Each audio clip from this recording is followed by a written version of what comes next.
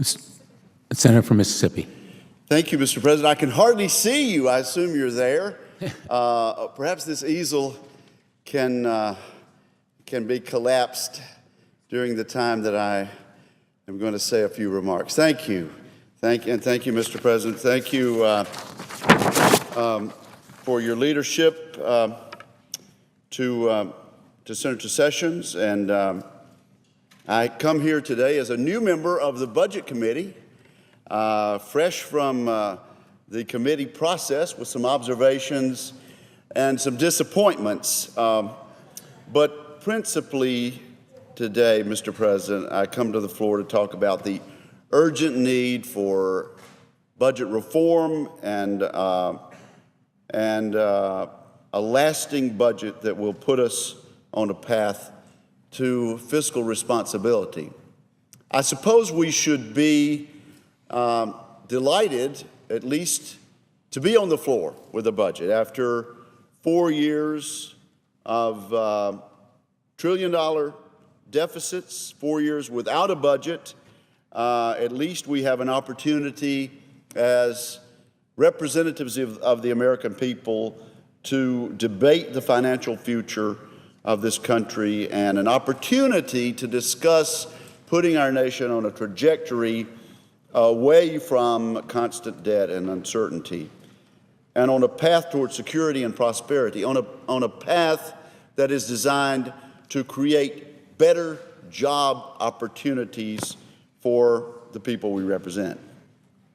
Unfortunately, the budget that our friends on the other side of the aisle unveiled last week ignores the spending problem that continues to drive the federal debt skyward. And don't take the word of one senator from Mississippi on that. Let's listen to the words of the Washington Post editorial board. Not exactly what you would call a center-right entity. They observed only on March 14th, and I quote the Washington Post, "This document gives voters no reason to believe that Democrats have a viable plan for or even a responsible public assessment of the country's long-term fiscal predicament," unquote. The words of the Washington Post in utter disappointment about the product that we will be debating on the floor for the next several days. Being a member of the Budget Committee and being part of the budget markup process has certainly been revealing to me as a new member of the committee. We were given an opportunity before amendments were offered to ask technical questions, not really to debate this, just ask technical questions of the staff members about exactly what this budget does. And we learned from these professionals, when you just ask them the questions, we learned these facts about the Democratic proposal for a budget for the next 10 years. It does not balance at any point during the next decade. Never in the next 10 years would this document bring the federal budget into balance.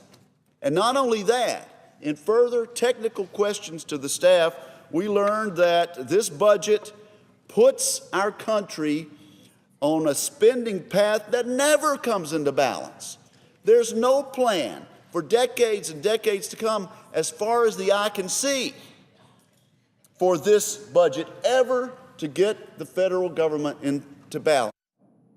And yet it was supported by friends of mine on the other side of the aisle who have certainly given lip service to the idea not only of a balanced budget, but of a balanced budget constitutional amendment.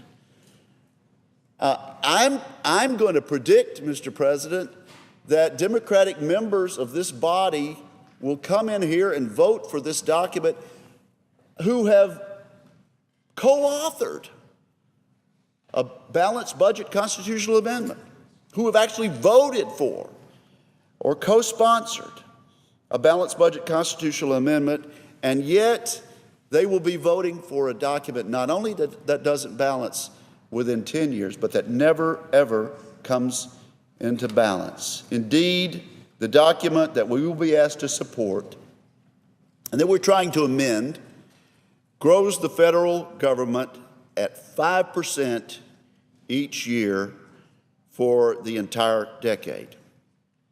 It raises taxes to the tune of $1.5 trillion over the decade, and this is important for us to realize.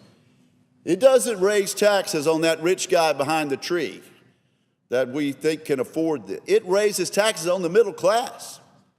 No question about it. You can't get $1.5 trillion out of the American economy without raising taxes on the middle class. And that's exactly what this budget does. So it never comes into balance, but it does raise a ton of taxes right out of the middle class economy of this country. Now, we will have an amendment process, and there'll be a number of amendments. But it will, in essence, give us an opportunity to slow the trajectory of growth of federal spending. We will be offered an amendment. Members of the United States Senate will be offered an amendment in this process to balance our federal budget by the year 2023.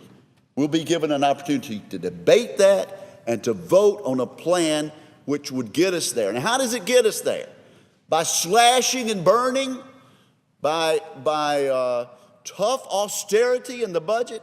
Absolutely not. I think it would surprise many people within the sound of my voice in this city and elsewhere to know that we can grow the size of federal spending by 3.4% each year over the next 10 years and still balance the federal budget by the cut under the Republican proposal that we will present as an alternative. We'll be able to balance the budget by the year 2023. So we need not let anyone say that we're having to slash and burn in order to balance the budget. There'll be adequate funds to perform the functions of government, and still we'll be able to balance the budget. Now, I say what so many of my colleagues have said and what our distinguished ranking member from Alabama has said repeated. We're not in this business simply to say that we balance the budget. It's not some artificial goal like winning a game. We're in this process of trying to save our country from a mountain of debt in order to create jobs for the American people, in order to grow the economy rather than growing the size of the federal government.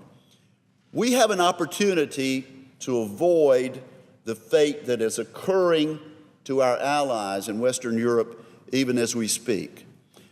And I've heard it said recently, Mr. President, that, well, we don't have a debt crisis yet. There's some people who would dispute that.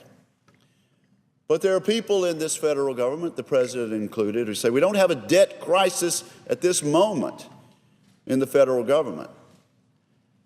I ask this in response: must we wait for an absolute crisis before we act? We see it coming. We see what has happened to our friends who've overspent in Greece and Spain and Portugal, what is happening to our allies, our NATO allies in France, and we can avoid this fate. Must we wait until the absolute last moment when people are losing their jobs and we're unable to perform the necessary functions of government? So I say this: we need to act now. We need to act to avoid that crisis, which is not that far down the road. And we want to act to grow the economy and create jobs. I want to mention three issues briefly, and then I noticed that there are other people here who want to speak on this important issue. It's really hardly a more important issue that we could be talking about. And thank goodness for the first time in 4 years we're going to get that opportunity. Let me mention Social Security, let me mention Medicaid, and then Medicare. Social Security is a wonderful program. My dad relies on Social Security. We are going to keep the commitment that we've made to our senior citizens in the form of Social Security. But everyone agrees that the numbers simply don't add up long term. They agree with that much as President Ronald Reagan and Speaker Tip O'Neill agreed with the very same notion back in 1982 and 1983. The numbers weren't adding up long term for Social Security, and something had to be done, and some painful decisions had to be made in the early 80s. And to this day, we thank God for President Ronald Reagan and Speaker Tip O'Neill for having the bipartisan courage to do the tough things, to make the tough decisions and adjust an important program so that Social Security has been saved for the past 3 decades. We need that kind of statesmanship out of the White House today. Frankly, we need that kind of leadership out of the White House. You know, we're calling for bipartisan action. I think it's worth noting, and it pains me to say this, for the first time in 92 years, we are considering a budget without seeing a plan from the President of the United States. And he announced just last week that he was just going to wait in sending us his budget plan. It'll be 2 months late by the time it arrives, according to the President's own timetable. In fact, this is the 4th time in 5 years that my president has missed this deadline. But we need the same leadership out of this White House that we had out of the Reagan White House 3 decades ago. We can save Social Security, but it'll have to be a little different.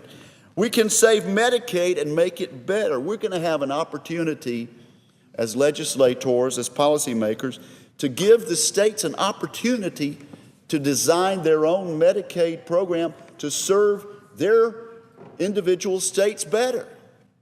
Let's agree, let's give one state, or let's give 5 volunteer states the opportunity to take a Medicaid block grant and see if they can't provide better health care to their underserved population with a Medicaid block grant. Let's give them an opportunity to do that. The program does not work very well now. And then the statement was made, and correctly, by some of my Democratic colleagues in the Budget Committee, that Medicare is a promise that we've made, and we ought to keep that promise. I couldn't agree more. There's not a soul in this Senate that doesn't want to keep the promise that we've made to American workers and to American retired people with regard to Medicare. But the fact remains, and every senator in this body understands this, Medicare, as it is currently written, cannot last for many more years. The numbers simply don't add up. And I'm glad the point is being made and it's being picked up by the mainstream media now. An American worker pays $1 into Medicare and gets $3 back in benefits. A system like that simply cannot be sustained long term. The numbers don't add up. Math is not that flexible. And so we need to do as Reagan and O'Neill did, as responsible custodians of our federal government, as responsible trustees of the future of this country, and make the changes to a program that has served us well.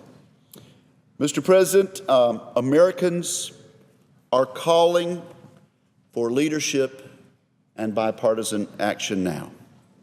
And there are hopeful signs. The National Commission on Social Security Reform, the Gang of Six, the Simpson-Bowles Commission, various bipartisan groups that are trying to forge an honest long-term deal to deal not only with our debt, but these 3 important entitlement programs. I don't see that sort of realism in the document that the Democratic majority has provided to us through the Budget Committee. I hope we can amend it.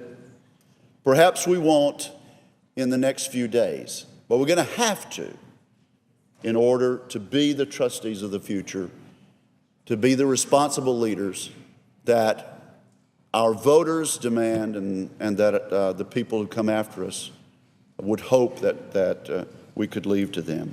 So I look forward to the process.